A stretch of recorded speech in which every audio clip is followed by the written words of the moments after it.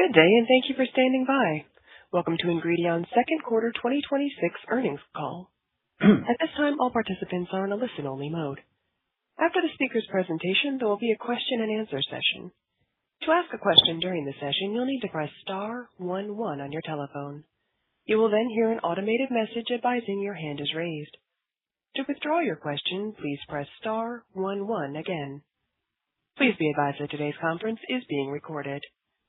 I'd now like to hand the conference over to Noah Weiss, Vice President of Investor Relations. Please go ahead. Good morning, and welcome to Ingredion's second quarter 2026 earnings call. I'm Noah Weiss, Vice President of Investor Relations. Joining me on today's call are Jim Zallie, our Chairman, President, and CEO, and Jason Payant, our Vice President and Interim CFO. The press release issued this morning, along with the presentation we will reference during today's call, is available on Ingredion.com in the Investor section.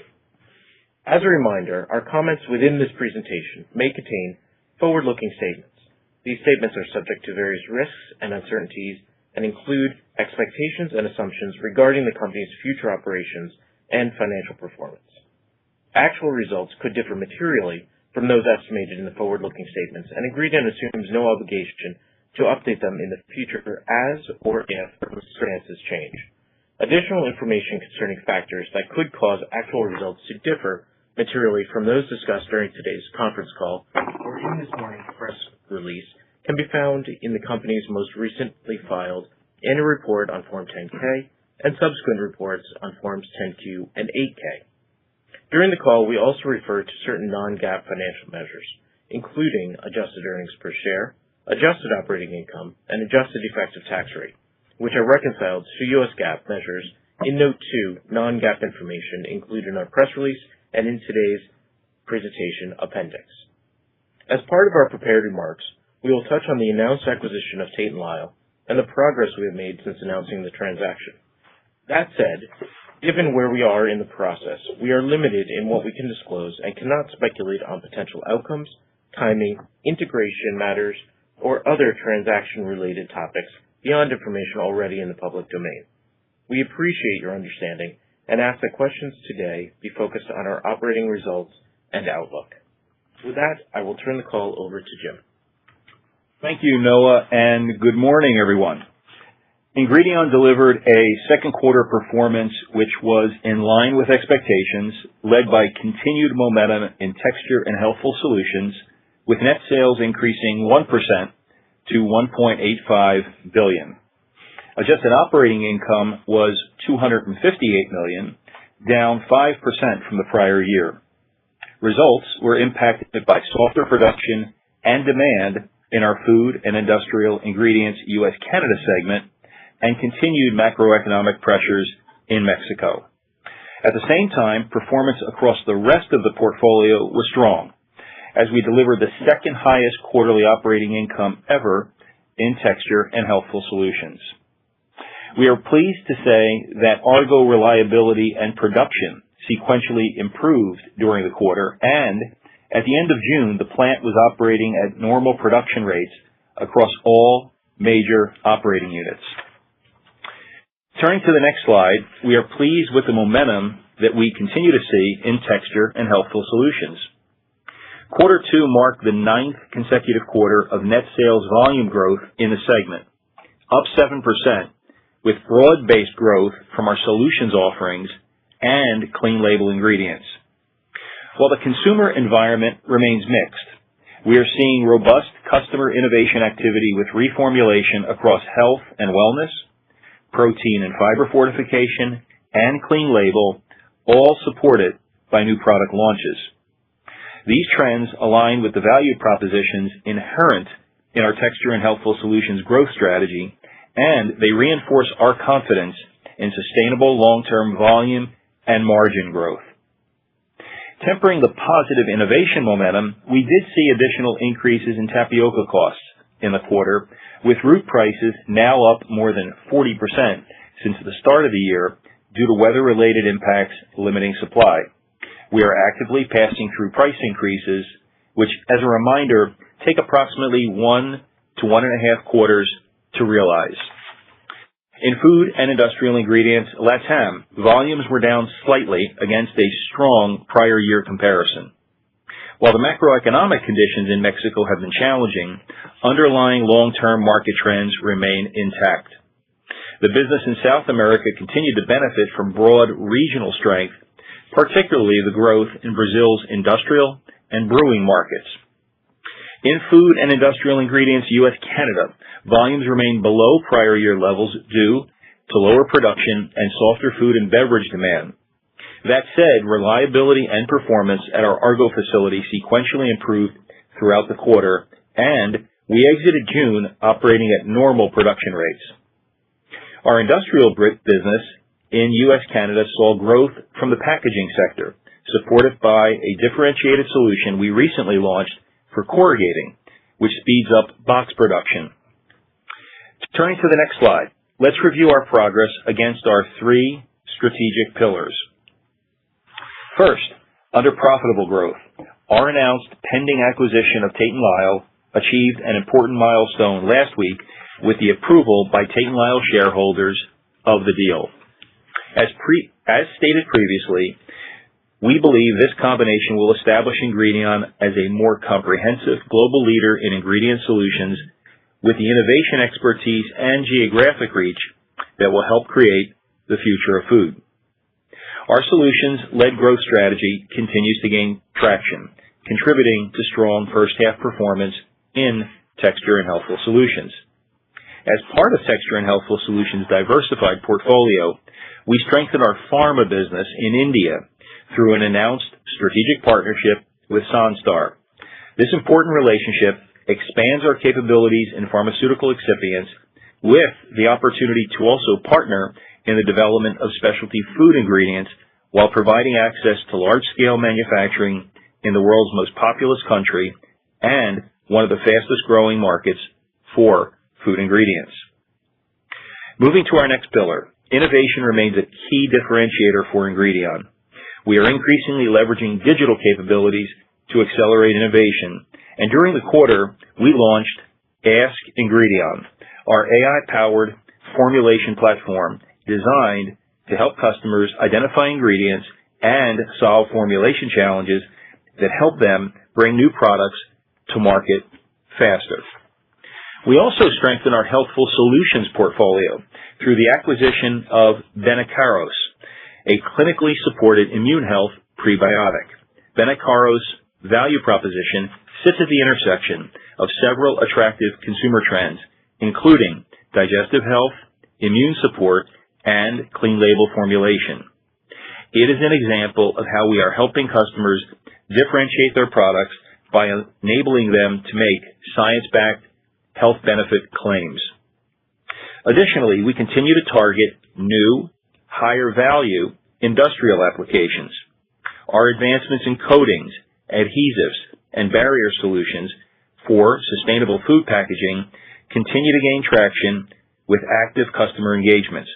For example, we are helping customers replace PFAS-containing grease-resistant barriers with plant-based alternatives that maintain performance while improving recyclability and being regulatory compliant.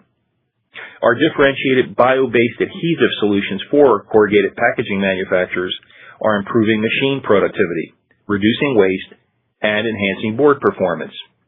We are bullish on the growth prospects of these targeted industrial applications. We remain equally focused on delivering growth consistent with our sustainability commitments. Ingredion was named to Forbes' Net Zero Leaders list for the second year in a row. This distinction is especially noteworthy because it is based on demonstrating progress against objective, quantifiable metrics for lowering greenhouse gas emissions. Finally, for the enterprise productivity pillar, we continue to invest to transform our portfolio and optimize our processes and network to best position the company for long-term value creation. Last quarter, we announced the sale of our majority stake in the Pakistan business, as well as the closure of our Cabo, Brazil plant. Both moves reduce our exposure to less differentiated ingredients and will drive improved effectiveness and efficiency. Last week, Tate & Lyle shareholders approved the terms of a recommended all-cash offer by Ingredion for the entire issued and to-be-issued share capital of Tate & Lyle, an important milestone in the UK scheme of arrangement process and a positive step toward completing the transaction. With shareholder approval secured, our focus is now on progressing the required regulatory reviews and satisfying the remaining closing conditions.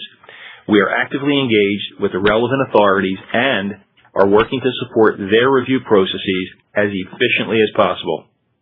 The financial profile of the transaction remains compelling, with the addition of $2.7 billion of highly complementary revenue, the opportunity to deliver $130 million of expected run rate synergies by 2030, and the expectations to deliver greater than 15% adjusted EPS accretion in the first full calendar year post-acquisition, all with a clear path to achieving less than 2.5 times net leverage within 18 months of closing.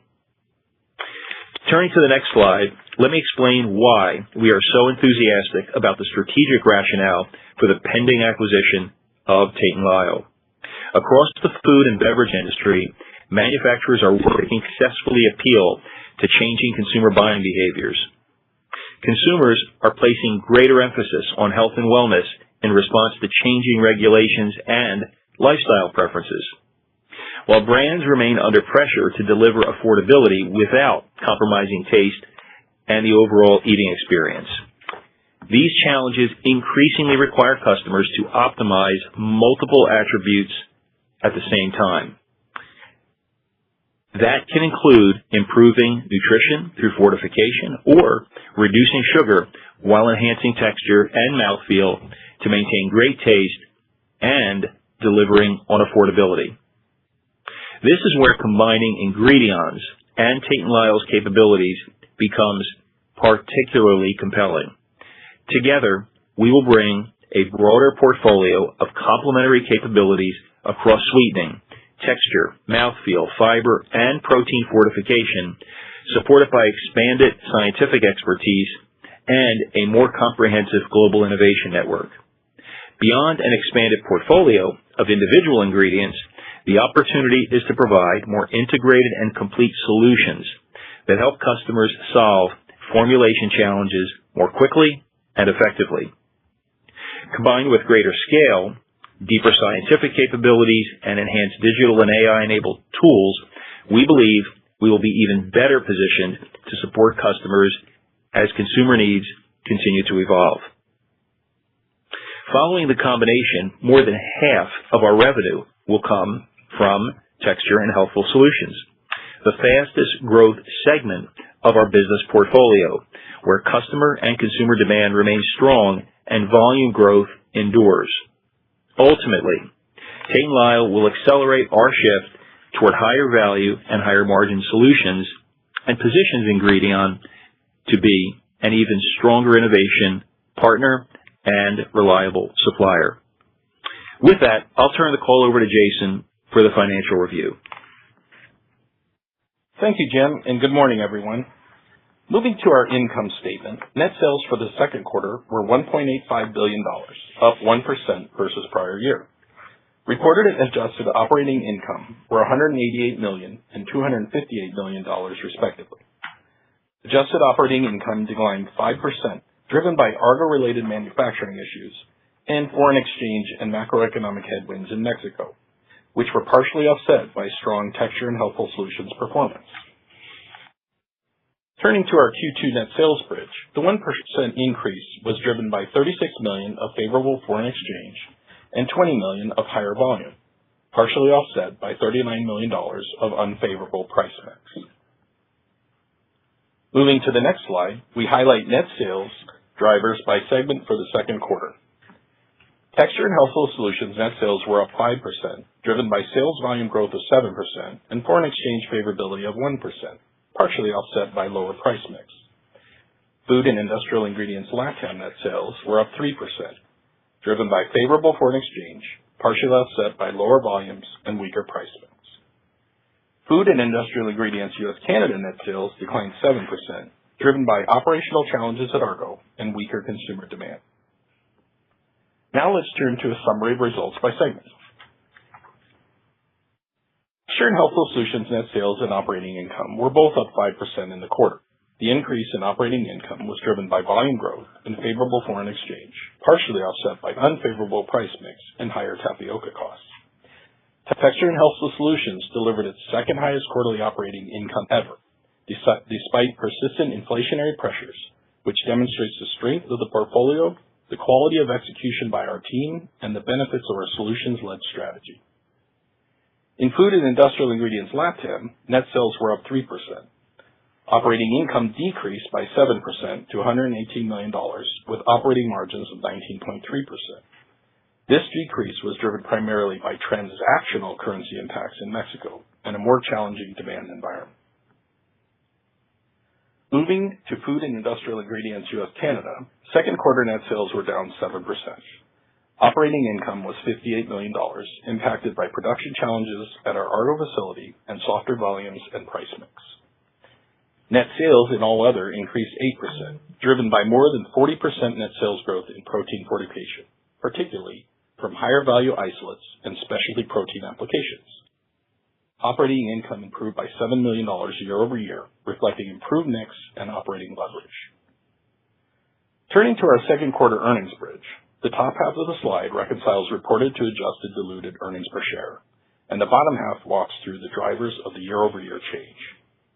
Adjusted diluted EPS declined 5 cents compared to the prior year, primarily driven by 34 cents of margin impacts. These headwinds were partially offset by favorable foreign exchange impacts of 5 cents per share, other income benefits of 9 cents per share, and 12 cents of non-operating benefit, 7 cents from share repurchases, and 5 cents from lower financing costs. Shifting to our year-to-date income statement highlights, net sales for the first 6 months were approximately $3.6 billion, flat versus the prior year. Reported and adjusted operating income were $391 million and $470 million, a decrease of 29% and 14% respectively. Turning to our year-to-date earnings bridge, the result is a decrease of 68 cents per share. Operationally, we saw a decrease of 85 cents per share for the first 6 months, driven by a margin decrease of $1.04, partially offset by other income and foreign exchange of 17 cents and 12 cents respectively. Moving to the change in non-operational items, we had an increase of 17 cents per share, primarily driven by fewer shares outstanding of 13 cents per share and lower financing costs equivalent to 4 cents per share. Turning to cash flow and capital allocation, we maintained disciplined financial management throughout the quarter. Year-to-date cash from operations was $123 million, reflecting a planned investment of approximately $231 million in working capital that was driven primarily by receivables and payables. We invested $210 million of capital expenditures, net of disposals, to support reliability, capacity, and strategic priorities across the business. During the first half, we continued to return cash to shareholders through $105 million in dividends and the repurchase of $14 million of shares, which underscores our commitment to balanced capital allocation and long-term shareholder value creation. Now, let me turn to our 2026 outlook. We are reaffirming our full year 2026 adjusted earnings per share outlook after amending guidance for the sale of the majority stake in our Pakistan business at the end of the second quarter. For the full year 2026, we still anticipate net sales to be flat to up low single digits, but are now expecting adjusted operating income to be down mid-single digits, reflecting the impact of the sale of our majority stake in the Pakistan business on the second half of the year.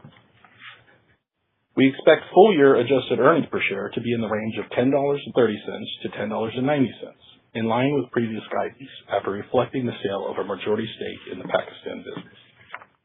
Guidance assumes diluted shares outstanding of 63 million to 64 million, which includes completion of our planned $100 million of share repurchases this year. We anticipate that our 2026 cash from operations will now be in the range of $700 million to $800 million, with the decrease again stemming from the sale of the majority stake in our Pakistan business. Capital expenditures for the full year are now anticipated to be between $450 to $490 million, with additional spend allocated to our Argo facility. Please note that our guidance reflects current tariff levels in effect at the end of July 2026. In addition, this guidance excludes any acquisition-related integration and restructuring costs, as well as any potential impairment costs. Turning to our updated full-year outlook by segment. For Texture and Healthful Solutions, we now expect net sales to be up mid-single digits and operating income to now be up mid to high single digits, driven by higher volumes and solution sales growing at a faster rate than the overall business. For Food and Ingredients LATAM, net sales are now estimated to be up low single digits, and operating income is expected to be down low single digits, reflecting transactional foreign currency and macroeconomic headwinds in Mexico, partially offset by foreign currency translation benefits in Brazil. As a reminder, our Mexico business is U.S. dollar denominated, but most of our SG&A and operating costs are in pesos. As the peso strengthens against the dollar, our transactional costs increase in dollar terms, which negatively impacts operating income and can more than offset translational benefits from a weaker U.S. dollar in other parts of our LATAM business. For Food and Industrial Ingredients U.S.-Canada, we expect net sales to be down low single digits and operating income to now be down 20% to 25%, driven by Argo's operational headwinds in the first half of the year. All other net sales is expected to be down 20% to 25%, and its operating loss is now anticipated to be approximately $15 million after the sale of the majority stake in our Pakistan business. Lastly, for the third quarter of 2026, we expect net sales to be up low single digits and adjusted operating income to be down mid-single digits, which reflects the impact of the sale of the majority stake in our Pakistan business. Sequentially, Q3 corporate costs are expected to be higher as Q2 benefited from the timing of certain adjustments that are typically evaluated later in the year. Additionally, the second quarter benefited from a $2 million mark-to-market gain on our new investment in Sunstar, which is recorded in the Texture and Healthful Solutions segment. A mark-to-market adjustment based on our equity stake in Sunstar will be made at the end of each subsequent quarter. That concludes my comments, and I'll turn it back over to Jim. Thank you, Jason. As we wrap up, I'd like to highlight 4 reasons we remain confident in the direction of the business despite a dynamic macroeconomic environment and the first half challenges we experienced in Food and Industrial Ingredients U.S.-Canada. First, Texture and Healthful Solutions continues to validate our growth strategy. Strong net sales volume performance, solutions-led growth, and market share gains help deliver the second highest quarterly operating income in the segment's history. Second, at Argo, we have made meaningful progress. Operational performance improved, production levels increased, and as stated, we expect to be operating at normalized run rates for the balance of the year. Our focus remains on sustaining reliability and restoring profitability.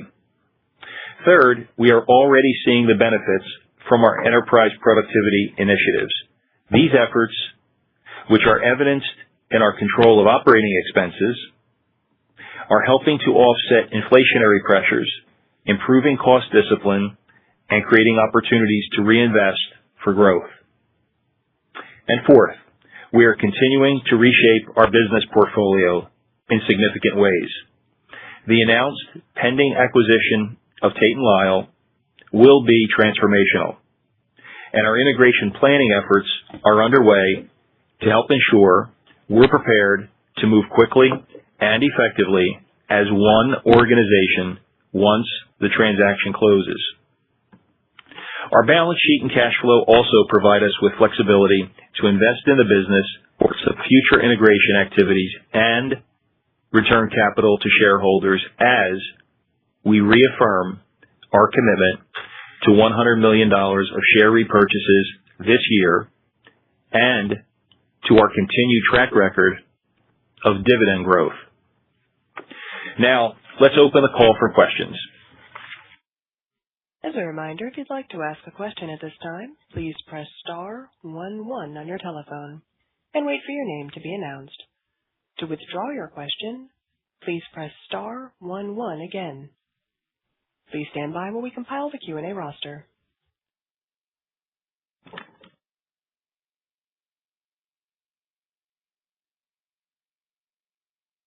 Our first question comes from Kristen Owen with Oppenheimer. Hi, good morning. Thank you so much for the question. Wanted to follow up here, Jim, on the updated guidance, specifically around U.S. Can. Really happy to see some forward progress on Argo. Just in your second half guidance, is there any additional volume or maybe mix headwinds implied there just as you get Argo to meet spec? And then I have a unrelated follow-up question. Yeah, I'll tell you what, I'll talk about Argo and what gives us confidence going forward. But let me turn it over to Jason to take the view on the second half guidance. Jason, go ahead. Yeah, thanks. So, being specific about what changed, it's really only amending the range to reflect the sale of the majority stake in the Pakistan business. So our underlying full year expectations are otherwise unchanged. The composition shifted a little bit. We're seeing better performance in TNHS, and a little bit softer performance in F&I US Canada. Part of that is because of network optimization with some of our native starches that's benefiting TNHS and pulling a little bit back from F&I US Can. The business is performing in line with expectations, and we continue to see solid execution across TNHS, which is very encouraging. And Jim will talk a little bit more about Argo, but as it remains an area of focus, production rates and yields are improving sequentially. They finished June running at normal rates. And the reality of our Q2 to Q3 is we did have some corporate cost benefits in Q2 that, corporate costs are going to sequentially be higher in Q3. We also had that Sunstar benefit. It was about a $2 million gain in Q2 that we believe will unwind in Q3. And what we've also seen a little bit in Q3 is, we've been relatively fortunate in that the Argentine peso has been fairly benign over the last 5 months, but we did see a steep decline in July, and that's going to negatively impact Q3. So that's why we're seeing a little bit of a pull forward of some benefits into Q2 that are going to unwind a little bit in Q3. And then, basically all unrelated to Argo other than potentially some higher costs in inventory that are still flowing through the P&L in Q3. And I can, Kristen, just give you a little bit more specifics regarding Argo. We have systematically addressed, the various issues that arose at Argo over the last number of quarters. I guess starting with the grind, it is now operating reliably and at expected run rates. We've talked previously about the downstream refinery issues, and that led to downtime and rework, and that's now been completely addressed. And the vast majority of the costs associated with that rework that impacted us previously, that's all now behind us. And the unexpected thermal event that occurred on April 10th that took down our germ processing unit came back up in early June, really with heroic efforts by engineering, procurement, the operations teams, and the supplier that was able to get us a rebuilt baghouse operation. And our oil processing is now operating at historical run rates. So we feel these three accomplishments, along with the investment of some targeted additional capital directed specifically towards reliability at Argo, gives us confidence in the guidance that we put forward for the rest of the year. That's super helpful. And then you talked about some of the transitory costs. I'm interested in some of the elevated input costs. I mean, tapioca is one you guys have been really clear about. But just help us understand how much of the inflationary costs that you're seeing, how much of that do you expect to stay with you versus maybe just some timing around your ability to pass that through in price? Thank you. Yeah. Let me turn it over to Jason, because Jason's been actually on point, similar to, how the finance team was on point last year with tariffs, and we set up a tariff hub. This year we've got a Middle East response team in response to, obviously, the conflict in the Middle East and what that's doing. But Jason, do you want to talk specifically about inflation and the tariffs and how we're looking at the net impact of that for the full year? Yeah, to Jim's comments, we similar to the tariff response team last year, we now have a Middle East response team. And, it really impacting to a greater degree our APAC and EMEA businesses. And what we're seeing there is, generally, in APAC, and it's a little bit compounded with the tapioca increases, but because of our history of passing through tapioca price changes, which can occur, fairly dramatically and fairly quickly, that business is very solid at moving those prices through. It does take about a quarter to a quarter and a half to, completely pass those prices through and get more to a neutral place. At the end of the day, we're estimating that the net impact outside of tapioca for the inflationary pressures from, the Middle East conflict, it's really manageable, and the impact is in a range of a few $1 million, and that's all factored into the guidance. Thank you. Thank you. Our next question comes from Ben Cleve with Benchmark. All right, thanks for taking my questions. I wanted to ask a follow-up here on the Argo progression. Great to hear all the progress on getting that operational, at a full run rate by the end of the quarter. But I'm wondering if you can isolate the kind of margin structure that you're seeing out of that facility here at the end of the quarter. Great that volumes are back, but I'm wondering kind of where margins stand at the end of the quarter and kind of how you see the margin profile for that facility specifically kind of evolving over the next couple of quarters as those mechanical improvements that you noted are made. Jason, do you want to take that? Or I know our margins were up, 400 basis points or more, I guess. Significantly quarter-over-quarter. Yeah. Yeah. And, as we stated on the Q1 earnings call, what we were looking for, even with the thermal event that, to Jim's point, required significant efforts by the team, was sequential improvement during the quarter, and that's what we saw. So, it does take some time for those costs to completely flow through inventory in the P&L. So we'll carry a little bit of that in for the July, but the plant now has room to run. And as the plant can run, as we can rebuild inventories, we should get back to normal historical margins towards the end of the year. Okay.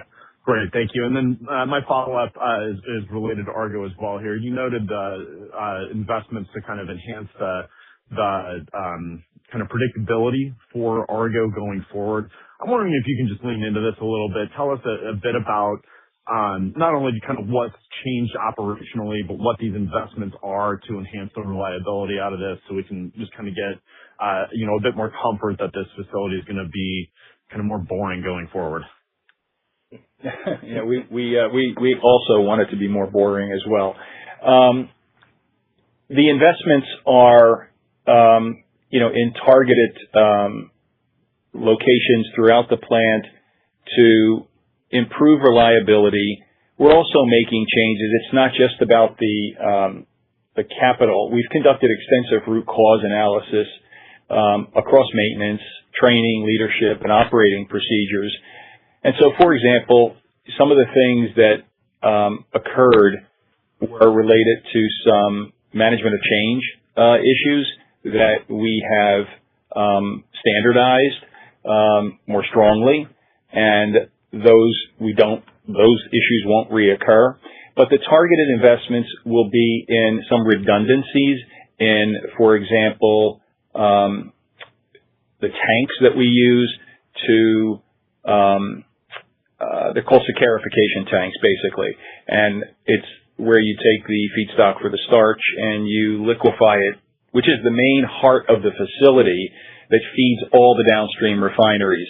And so we now have, or will have, the redundancies built in to prevent any kind of impact should one of those tanks not perform as they should, which is one of the things that impacted us as well. So that's where, a notable amount of that, say, capital, but it's not just capital. I want to assure you it's across the areas of maintenance, training, leadership, and operating procedures. And a lot of these things have been improved, and we do feel we've turned the corner in relationship to stabilizing the plant. And now we just have to continue to demonstrate sequential, incremental improvements quarter on quarter. Very helpful. Thanks, Jim. Appreciate you taking my question. Congratulations on the Argo improvements and the solutions business as well. I'll get back in queue. Thank you. Our next question comes from Ben Theurer with Barclays. Yeah, good morning, Jim, Jason. Thanks for taking my question. I wanted to dig a little bit and trying to understand a little bit more the dynamics within the volume performance across sector, and particularly within food and industrial U.S. maybe to start off. I mean, obviously, you still have a little bit of an impact from Argo, but could you help us understand how significant the continued weakness in food and beverage sweetener volumes has been over the course of the quarter? But essentially, what is the decline if Argo would have been normal or not an impact on food and industrial U.S. Canada volumes? Yeah, I can take that one. Good morning. I would say the teams really did a good job. If you look at our volume impact relative to the OI impact, it really was a lot about moving things around the network. And where we are seeing softer volumes in general, that was not the lion's share of the impact for us. So, as the plant gets up and running and we can take additional opportunities for volume, we should expect that to normalize. We are seeing a little softness in the industrial side, basically market driven.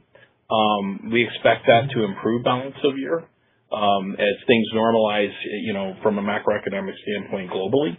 But really, the larger share of the impact is from the Argo challenges, not necessarily the weaker demand environment. And we did go through, kind of jump through some hoops to make sure that we service customers, which also came at some incremental costs, but the volume was there to ship and to supply. Okay, got it. And then as we think about just rounds of pricing, I mean, obviously, across the different regions, there are different challenges everywhere, right? I mean, you have in LATAM, you have Mexico a little bit softer. In the U.S., you have lower demand. I mean, I think the only area of not so many issues are texture and health solutions. But as we think about preparing customers for pricing initiatives and looking into what you can or should do in terms of pricing, what are the conversations you're having in terms of just price evolution in, I would say, more in the food and industrial areas, North America as well as Latin America, and what has been mixed versus real price realization in terms of impact on the top line, and how should we think about this for the second half and then beyond that, maybe into 2027 as you start renegotiating some of the contracts? Yeah, I think the pricing approach that we've taken in year has been entirely related to that Middle East response team that we've assembled, analogous to the tariff hub that we had established. And now, of course, we're looking again at what implications there may be of the 301 tariffs that appear to be going into place, in mid-August. And as Jason said, those surprisingly the customers have understood that those in-year price increases are justified, and to your point, they're kind of across regions depending on the origins of the impacts and the ingredients that are impacted, and how freight and logistics are impacted, and maybe chemicals could be impacted. And the net impact of that is really not that much because of the offsets with the pricing increases.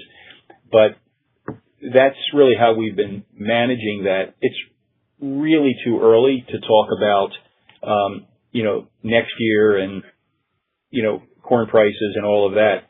What I will say is the one area outside of the Middle East response team that we are laser focused on is the tapioca cost run-up. As we referenced, I think from our Q1 call, we view that impact as temporary, and it's not going to be a structural margin impact. We're going to see some near-term margin pressures as pricing catches up to cost, as Jason says, 1.5 quarters to typically realize that.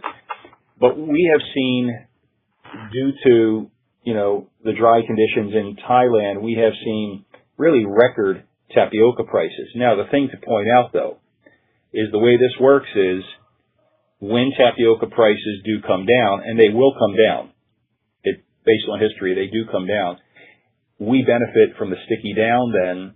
We will have to give back some of that to customers, but typically we benefit on the other side of that.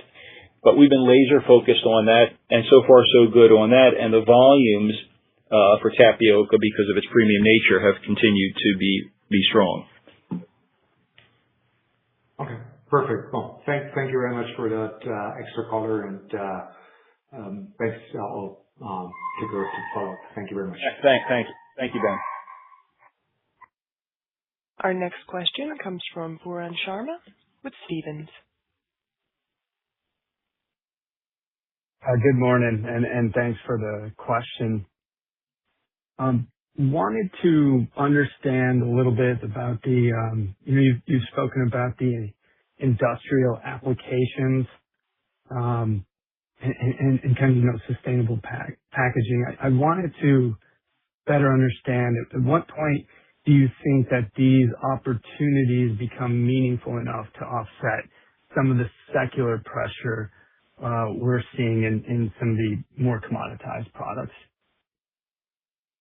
Yeah, I think that what's important to note about our industrial business, and that would be, I would say, say CPG non-food, which is personal care, beauty care, and pharma, which we really don't talk about all that much, but which is those two segments are higher margin and growing at high single digits. But separate from those two, which we'll talk more about in the future as we made the investments, as we've talked about in India, et cetera. But specific to your question about then industrial, it's a sizable business when you think about the Americas and, a position we have in Asia. So for the last number of years, what we have done is focused more on the corrugating side of that business, where we see box production and linerboard production as being more durable and in need of better speeds, better strength for lower what they call basis weights or grammage.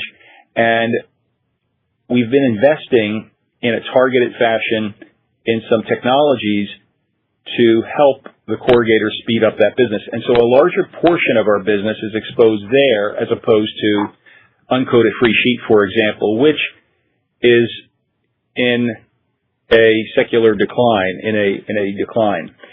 And so in addition, there is a growing market for sustainable food packaging and food compliant packaging for coatings. We talked about grease resistance, et cetera. And so we call that advanced packaging materials. So we've had, in concert with support from innovation and R&D, targeted new product development in that area. And those products are being trialed with customers, and they are growing. And so we're seeing nice volume and value growth. And these are also at very respectable margins, not quite at what our solutions margins are, but close. So, and in comparison to,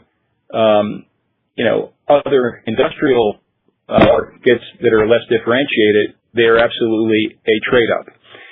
So we're excited by the prospects of that. And what I would point to is we strategically expanded, as you know, the capacity for Cedar Rapids. And we made an investment, and that was designed for exactly that business and to support some of those growth opportunities that we see in the future. So again, we think the trend is favorable to appeal to it, and we think we're very focused and selective on what we've chosen, and we hope to talk more about that in the future to you and its impact.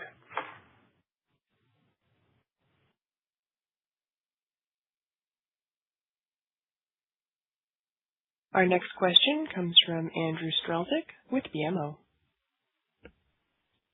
Hey, good morning. Thanks for taking the questions.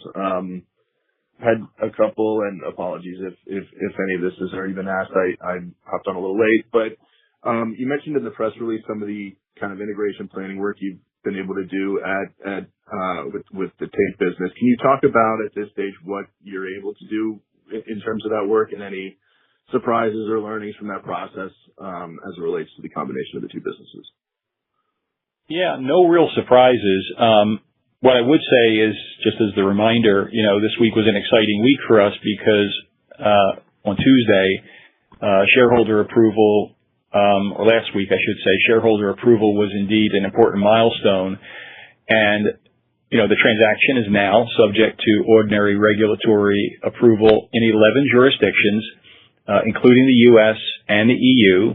And to date, we're on track with all, requisite filings, and the projected timeline reflects the anticipated time required to get clearance for a deal of this size. So right now, that's kind of where it is. It's where it's at in the normal process. And, again, we feel good about, the shareholder approval, another step in the process. But that's really where we're at with the Tate & Lyle acquisition. Okay. I do know that you said, it's kind of too early to talk about pricing and corn prices and those types of things. But,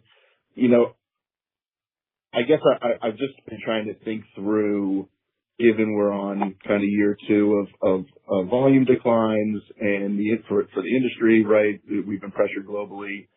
Kind of where utilization rates sit now for the industry or Ingredion in the U.S. and globally, and kind of I know that Ingredion has done a lot to improve the risk management over the last 5+ years, but just how you think about the ability to offset a higher corn price environment should that materialize if utilization rates maybe aren't where they need to be. Well, just in relationship to corn prices, first of all, and I'll talk about utilization here in a second and the essence of your question. But just on corn, we've successfully managed through multiple corn cycles, using a combination of disciplined hedging and pass-through pricing. And while volatility can create short-term timing differences, our hedge program and the pricing mechanisms preserve earnings stability. So we would not expect changes in corn prices alone materially impact margins and alter our long-term outlook. So that's kind of the strength of our business model, and I think that's just important to remind everybody about. And then what I would say is, in our industry, in the U.S., there has been a significant announcement by one of the manufacturers that they will be closing one of their facilities, which represents about 5%, I believe, of capacity utilization sometime in 2027. So that is on the horizon. That will impact contracting going into 2027. And, at the same time, I think, we've not seen this year. We talked about F&II previously. There was a question about the volumes, and we have felt that putting aside the Argo challenges, the volumes were there to service our customers, especially for the products that we produce, given where we sit in comparison to, say, larger producers of, some of the sweeteners. But this impact of this closure of this one facility, which is 5% of capacity of the industry in 2027, is something that's going to be pretty notable. Okay, that's super helpful. And then just one last one, if I could squeeze it in. The Canada tariff announcement and the potential impact on your plant in Ontario. Can you just talk about maybe workarounds and potential implications? And again, apologies if you've already addressed that. I can take that one, and we have not addressed it. But what I can say is, obviously, that's still evolving. Nothing's in place yet, other than it having been announced. What I will say is, we've managed through this multiple times this year already, and as we assess it, it appears that the impact on us will be fairly limited. We have the network capabilities to move product around where we need to. And historically, we've seen that we can pass through these additional costs to our customers, and we would expect to do the same going forward. Got it. Okay. Thank you very much. Our next question comes from Josh Spector with UBS. Yeah, hi. Good morning, guys. I apologize because I want to bring it back to Argo for a second here. I guess when I go through what you guys have said the last couple quarters, I mean, you guys said it was a $40 million impact in 1Q. My math looks like maybe it was $25 million in 2Q. Maybe your 3Q guide implies about $10 to $15 million in 3Q. I guess overall that gets about $70 to $75 million. I'm just wondering, one, are those numbers roughly right for 2Q, 3Q? And are those numbers we should be adding back for next year for a base assumption in F&I, US, and Canada? Or is there anything else offsetting that? You know, you commented about some network inefficiencies serving texture and health, so I just want to square that away if I can. Yeah, so let me help with some of the numbers, but Jason's better at doing this than I am. So for quarter 2, 3, 4 last year, cumulative, the impact was $40 million, and in quarter 1 of this year, the impact was $40 million. And that was what was so frustrating for us about quarter 1. And I'll let you take it from there from a standpoint of the estimates for Q2 and how we have, I think, prudently taken an outlook to the second half, quarters 3 and 4 for Argo reliability. Yeah, I think in general, and you know, we can follow up. Your math is directionally correct. What I would say is one piece that we need to think about is some of the network moves we made, because there's native starches that we make at Argo that we also make in our Texture and Healthful Solutions network. So some of those volumes have moved, and it will take time to move those volumes back. You know, particularly since we look to benefit the business as a whole versus just one segment to another. And when you have that situation, you know, we have intersegment sales, obviously, and there's a bit of profit kept by the manufacturing entity, and the remainder is passed to the selling entity. So that's a little bit of the math that's probably not quite as apparent when you're looking at that, but that will have a bit of an impact in Q3 and Q4. That'll give you a little bit of a tailwind in T&HS, and it'll offset with a little bit of a headwind in F&I US Can. But having said that, we do expect F&I US Can to get back to normal operations. You know, there will be a little bit of a hangover from those network moves as we move into next year. But we do see, you know, the F&I US Can business returning to normal profit margins and levels next year. Okay. Yeah, I'll follow up on some of that offline. That sounds a little bit more complicated. I did want to ask on Texture and Health, just, I mean, obviously the second quarter was very strong. I mean, 7% volumes is great to see. I mean, clearly we're not seeing any end market growing at that level. So I'm wondering if you could help decompose that a little bit between wins, like share gains, and just given some of the commentary around tapioca, is there any pull forward in 2Q, you think, from customers expecting price increases, or is this a good run rate you'd expect? Thanks. Yeah, we don't think there's any pull forward in the Q2 numbers. You know, we're pleased with the 7% net sales volume growth, and we're pleased that it was our 9th consecutive quarter of sales volume growth. And that really continues to be driven by what we see as structural trends that we've been discussing really for the past several years, particularly clean label, where we have a great franchise, texture solutions, sugar reduction, protein fortification, and where we're working increasingly on customized formulations and systems with large CPGs, private label manufacturers, and insurgent brands, all through a revamped solution selling model supported by customer briefs and a strong pipeline of projects. And so, customers increasingly want customized systems to appeal to really the trends, the regulation changes, the appeal towards health and wellness, and some of the folks that are on some of the anti-obesity medications, again, looking for protein fortified and fiber fortified ingredients. Okay. Thank you very much.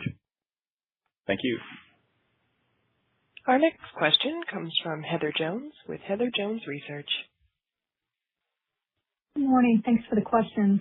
I wanted to revisit the THS volume question. If I'm doing my math correctly, it was like a 2-year stack of plus 10% on volumes. And if I'm remembering correctly, at the time of the Q1 call, it didn't sound like it sounded like things were good, but not that good. So I was just wondering if you could give us a sense of what the cadence for demand was as the quarter progressed. And I know you mentioned that there was some tailwind from the Argo issue, someone that got shifted to texturants, but did you see some restocking maybe in EMEA or whatever? Just wonder if you could help us understand what drove that. Jason? Yeah. Hi, Heather. I think we saw volume supported across the board. As you can see, the strong volume, and we still are seeing our solutions growing at a faster clip than the balance of the business, but we are also seeing strong performance in the remainder, including some of our native starches, which, obviously is very positive from our standpoint. Nothing really around restocking. Just overall, the market is performing pretty well.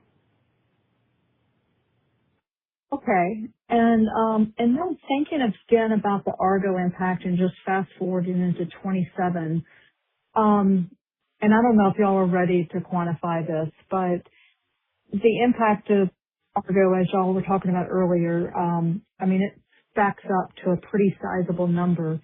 Have you done any work around how much the benefit to THS nets against that, of how we should be thinking about that net benefit? I know you talked about it qualitatively, but have y'all put any numbers to it? Yeah, in general, I would say it's a few $1 million a quarter. And also would remind you that there is a tailwind there from the Sandstar $2 million gain on our shares that hit the TNHS business. So that's a bit of a one-timer that we think is going to unwind in the third quarter. But remember, it's not just moving the native starch. It's when you're filling up that other plant, you also get that absorption benefit that can sort of be outsized when you're talking about a native starch. So your back half guidance for U.S. can implies anywhere from like 5% to 20% plus year-on-year growth. Is that a function of demand growth, or is that a function of, does Argo improve at the clip you anticipate, or is there some backsliding there? How should I think about that guidance range? Yeah, no, Argo, that definitely includes Argo improving in the second half.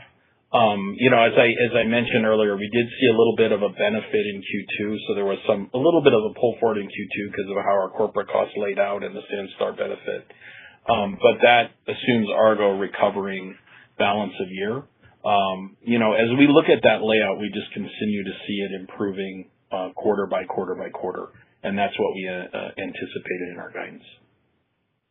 But we also haven't but we also haven't in the second half just projected an automatic uptick straight up. It's not. It's a sequential increase in improvement. Yeah, and to give more color around that, a lot of the products we make out of Argo are dual supplied. And in cases where we're having challenges like we did in Q1 and Q2, our customer will pull more from, one of the other suppliers. As we start to pull that volume back, that's why you see a little bit of a ramp up in the third quarter and the fourth quarter, and then expecting that to normalize next year. Okay. All right. That makes sense. Thank you. Our next question comes from Pooran Sharma with Stephens. Captain, thanks for taking my extra question here. You guys have talked about the solutions business for quite some time now, so just wanted to understand if we could just get some higher level details here around where you're at in terms of customer penetration. Are your largest global customers already heavily utilizing the platform, or do you think the bigger opportunity for still expanding solutions is with existing customer relationships? Yeah. What we have been talking about as it relates to our solution selling model, which has really evolved and transformed over the last really 2 years, has been done while at the same time our customer base and aligning our go-to-market resources towards where we have seen the majority of the reformulation and innovation coming from. So some of the dynamics that we've observed is obviously going back a year and a half ago, the amount of innovation and new product introductions coming from private manufacturers, and we had already pivoted towards understanding that ecosystem, the co-manufacturing networks, and where the innovation was getting done. And we incrementally have continued to focus there.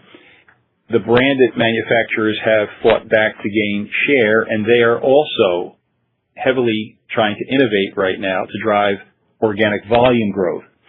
And historically, we've had great relationships with them, and that's also benefited. But also, and we've talked about this in some different interviews, we also are very focused on the growth of insurgent brands. And these, kind of startup companies, really, if you are formulated into their winning products, they are driving the majority of the organic volume growth in the food industry. And as a supplier, the business that you can generate with them in a relatively short period of time can be attractive as well. So we've reoriented our go-to-market model as it relates to our inside sales or selling, as well as, the regular sales force and how we reach these insurgent brands and support their efforts. So it's really in those three areas. And then equally as it relates to food service and food consumed away from home, especially the QSRs and the focus for them on affordability and texture and textural innovation. So it's coming from a really variety of areas that we feel we have consciously, purposefully segmented and deployed resources against to try our best to move to where we see the pursuit of the consumer and where real underlying organic volume growth exists. And that's why we think we've had 9 consecutive quarters of net sales volume growth for Texture and Healthful Solutions. Okay, thank you for the call. Thank you. That concludes today's question and answer session. I'd like to turn the call back to Jim Zallie for closing remarks. I want to thank everyone for joining us this morning. We look forward to seeing many of you at our upcoming investor events with the next significant engagement being the Barclays Global Consumer Conference on September 8th in Boston. At this time, I want to thank everyone for your continued interest in Ingredion. This concludes today's conference call. Thank you for participating. You may now disconnect.